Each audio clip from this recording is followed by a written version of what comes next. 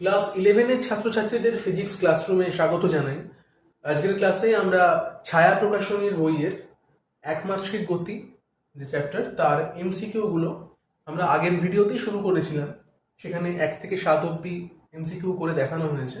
আজকের ভিডিওতে আমরা 8 নম্বর অঙ্ক থেকে শুরু করব। যারা আগের ভিডিও দেখোনি তারা আগের ভিডিও দেখতে পারো, ডেসক্রিপশন বক্সে আগের ভিডিওর লিঙ্ক দেওয়া থাকবে।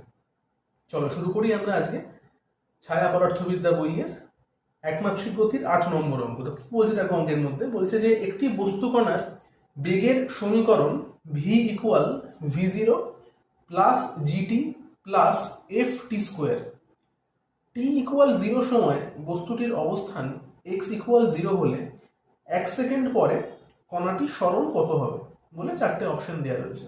যাই হোক, অপশন যাই থাকুক, অঙ্কে কি বলছে এখানে দেখো, একটা সমীকরণ দেওয়া হয়েছে। সমীকরণটা